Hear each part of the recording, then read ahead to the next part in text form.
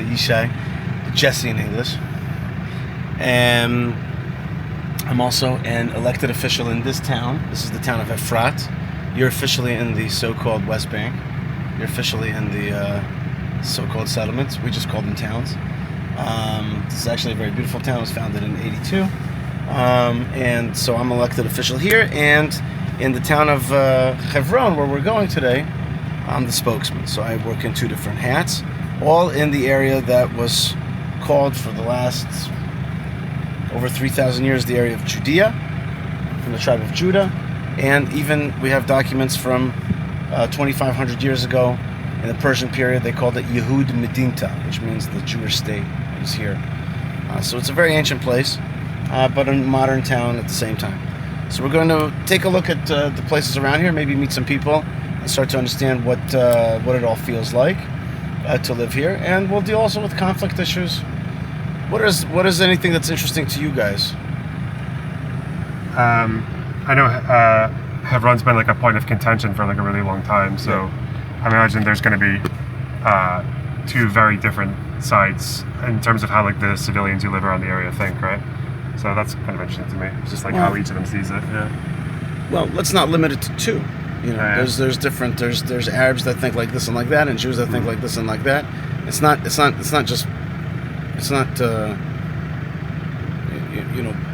bipolar. There's more polarities than that, especially when it comes to this whole area. You know, Jews and Arabs. It's not like this is what Jews think, this is what Arabs think. It's much more diverse than that. So we'll meet all kinds of folks. Okay, good. One of the things that is oftentimes hard for people from the West to understand is that this region is historically minded and religiously minded. And if you totally don't understand these things, if it doesn't even compute in your head, you're going to have a hard time understanding what this region is really about. Because it just has history. It's a historical type place, unlike America, which is at the end 300 years old. This place is thousands of years old, and the stories that run in people's heads are much older. Same thing with religion. If you're totally godless around here, if you can't even understand the concepts of religious feelings, what the Quran means, what the Bible means, you're a little bit out of the loop, because that's just what's important for people. So when you want to understand that, you have to at least try to get yourself into some kind of headspace that computes these things, if not necessarily believes in them. Masalam. Thank you very much. So, that's it. We're going to get going. It's very hot. We highly recommend lots of water, more than you think you need. And do not be embarrassed to say I need a rest stop. It's fine. We all have limited bladders. We have to be nice to ourselves. We'll also keep ourselves caffeinated and happy. And that's it. So let's just, and of course, try to keep your head covered and stuff like that for sun's sakes. That's it. Perfect. Thank you. Okay, so we're in the town of Efrat, and we're actually, our first stop is going to be, our second stop, because our first stop is going to be right over there in that next door town, which is called Neve Daniel. You'll see when we get there why. But before we go on, I want you guys to look straight ahead in the distance. You'll see a tower on a far mountain over there. Do you see that tower there? That's Mount Scopus, the university tower in Jerusalem. Do you see it out there? Straight ahead of us in the distance. Now go underneath it. You'll see what looks like a kind of shiny dot, maybe goldish color. Just like a few, just right below and a little bit to the left. There's a dot there. In any case, if you could see it or not, that's the Golden Dome, the Dome of the Rock. That's very important because that is the local holy place. Well, for Jewish people, it's the most important holy spot in the world. And for Muslims, it's also important. For Christians, it's also important. So that ridge over there is actually the Mount of Olives, and it looks down into the Temple Mount. And so, like, when you're a Jewish person living out here, there's a synagogue right here. It faces towards that building. And Jewish people all face towards that building when they pray. And for Muslims, this is the local holy site, the Al-Aqsa Mosque, that whole business. So it's right there. So that's just an important thing to say. Between us is the town of Bethlehem, the city of Bethlehem. Important to Christians. You're some kind of lapsed Catholic? Hardcore atheist. But I used to be but yeah. Yeah, Bethlehem, yeah. Hardcore atheist is fine, but as I said before, you can not believe in you can believe or not believe whatever you want, obviously. But I was Catholic for 12 years. I went to school. So you get the stuff. Yeah. Although Catholics don't actually know the Bible that well at all, from my experience. Excuse me. Yeah, that's my experience. Most Catholics agree with that. In any case, just to give you a sense, Bethlehem, obviously an important place. King David is born there. Book of Ruth is written there. Important for Christians. So that's what I was saying to you before. Religion's important, history's important, and it's right here. We're living it. Shalom Sheikh. It is a big town. It's got 14,000 people living here. For this region, that's a big town. In America, that's not such a big town. Where are you guys from anyway? Where do you guys all live? Scotland. Scotland?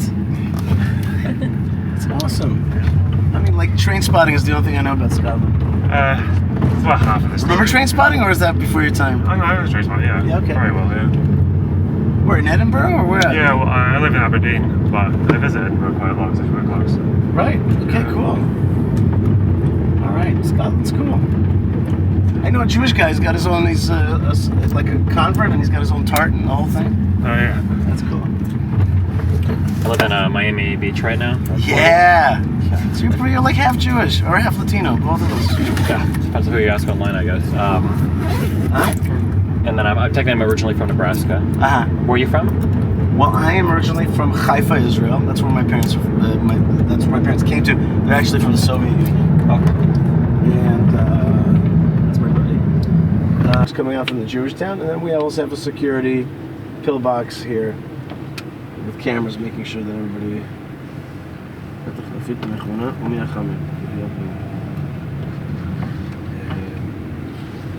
And you'll pass it on the way back. It takes 10 minutes. But 10 minutes out of Jerusalem will take virtually no time. You didn't even notice it. Okay. But basically we all wait in the same line though. You know, it's like I'm behind the guy who's getting, if the guy's getting checked, I'm getting slowed down as well. I actually don't like that personally, but it used to be different. But in any case, that's the situation out here.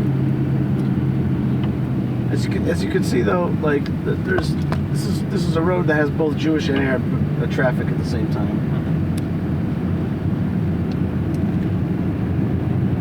Widening out here. This is the main road of the. Let's just get the terminology straight. Terminology is very important, right? Yeah. Oh, yeah. Terminology is very important, and everybody's such a stickler in terminology, and me too. So the silly term that has been created, in my opinion, which is the West Bank. It's a silly term because just a silly term. What does it mean, West Bank? West Bank of the Jordan River. This is not like a bank of a river, but the Jordan River is somewhere down there, far away. But we are in the hilly country in the middle of the land of Israel, and it's called sometimes the West Bank. Some, enemies of Israel are going to call it the occupied territories. We call it Judea and Samaria. In this case, Judea, the area south of Jerusalem, Judea. So right now, there's my town of Efrat. We're just passing it, and we're heading south in Judea towards Hebron. We're not going to go to Hebron right now. We'll go there a little bit later. We're just going to take a few little stops along the way, just on the way down. And the first thing we're going to do, see that the road is being widened out right now. That's very exciting for us because this road has become too choked, and it's the important road in this region. It's called Route 60, and it contains the majority of the traffic. It's a ridge road. It's on the very ridge of these hills.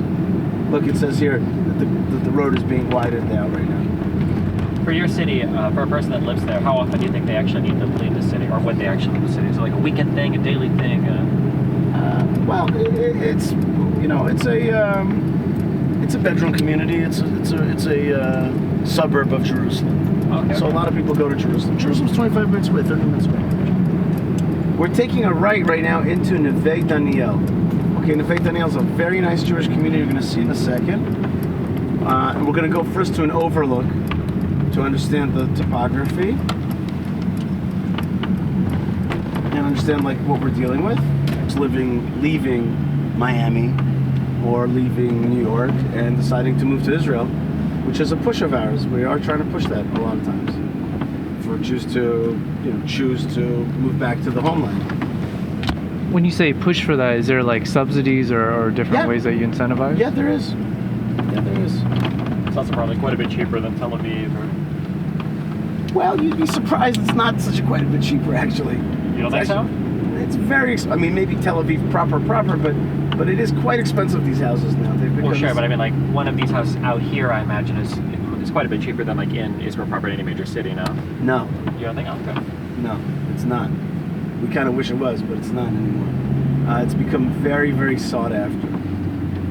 It's become very sought after, and so houses here are expensive. By American standards, they're expensive. What's like if you had to take a guess, like for one of these? I don't need to guess. I know. Oh yeah. Or what's it? I live here. Okay, cool. Yeah. I'm not guessing. I'm telling you what's going on. A medium-sized apartment, like an apartment, will be like 2.5 million shekel, which is like $800,000. Gotcha. And so it's expensive. It's become expensive. It's become very sought after because people want to live in this kind of like bedroom community outside of Jerusalem. Quality of life, clean air, and so we want to grow it. The more general question that was asked before about Aliyah, which is our word for immigration to Israel, it just means going up. So we are definitely interested in bringing more of our folks to live in Israel. Not in a pressury way, but in an offer. Come join us in the Holy Land here. So we definitely are working on it. Is that increase in property value been a trend across all of the settlements? Yes. Or, yeah. Yes. Yeah. Most. Some places are. Yeah, I'm not a big fan of that line. I don't like that line at all, actually. Yeah. What does the line represent? Well, Judah, the tribe of Judah. Outside Gush Etzion, is that where we are now? We are in Gush Etzion, which is a block of communities to the south of Jerusalem in Judea.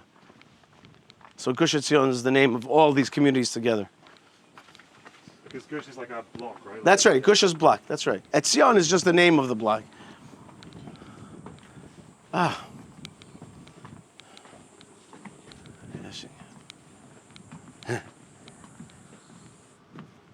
See that giant lizard? Oh, wow. You see that thing? That thing is. Where are you from? I didn't catch that. Scotland. Oh, Scotland, right. So which one? I didn't catch where you're from. States, Arizona, Chicago, San Francisco, now in Dubai. Oh, nice. So you're local, baby. Local-ish, yeah. I'll take it. Where's the giant lizard now? Here it is. Look. There it is right there. Oh, he just. All right, climb down. Come on. I saw a white one yesterday. White? Perfectly camouflaged against the... Oh, it's a chameleon, yeah. Okay.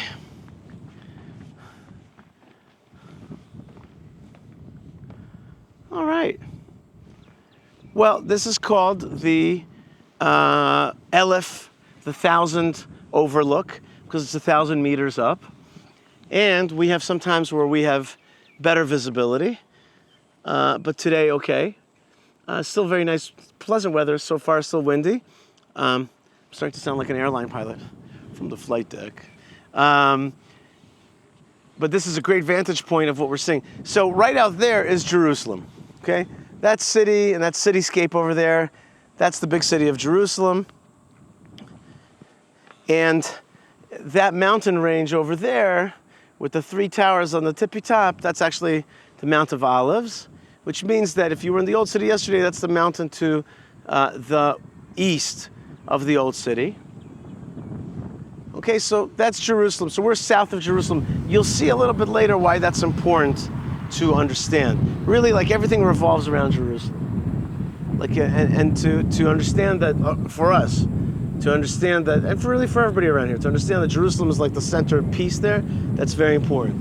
Now, sadly, what you can't see right now, which you can see on a clear day, is Tel Aviv, which is right out there. And the reason that's important is because we're really much closer than people understand. that last line that you see, the last line, that's actually the sea. That's the Mediterranean. And therefore, we understand that living here is actually protecting Tel Aviv and the whole coastal plain. In any case, in short, that big town right there behind us is called Beitar. That's the ultra-Orthodox town. And notice, by the way, there's an Arab town right next to it, a little Arab town right below it, which is called Nachlin. And there's another Arab town right over there. And there's this big Jewish town. Now, if we turn around and we look out here, hi guys, Manishma. That's right, we're on a tour of the Biblical Highway. If we look out here, we see a flat top. Do you see that flat top mountain? Mm-hmm. It looks like a volcano, but it's actually the Herodian, the famous Jewish king Herod. Basically around the year 0, was a great architect. We're going to meet some of his important architecture later. But one of the things, he built Masada. He built the Temple Mount, rebuilt the Temple Mount, and he built, this was one of his palaces out here. And it's like a marker. He was actually buried there. That's why it's called the Herodian, because he was buried there. In front of us is the town of Efrat. And then behind it is an Arab town called Abdullah Ibrahim, and other towns behind it. And over there, that's Bethlehem already. Those big white things, that's a big Arab city, PA-controlled Bethlehem. So it's important for us to get that consciousness that things face Jerusalem. And we'll understand that a little bit later. Just in a little bit, we'll get a sense of what it's all about. Which one of these is Kfar Etzion, if we're in the... Kfar Etzion is, we're going to pass next to it.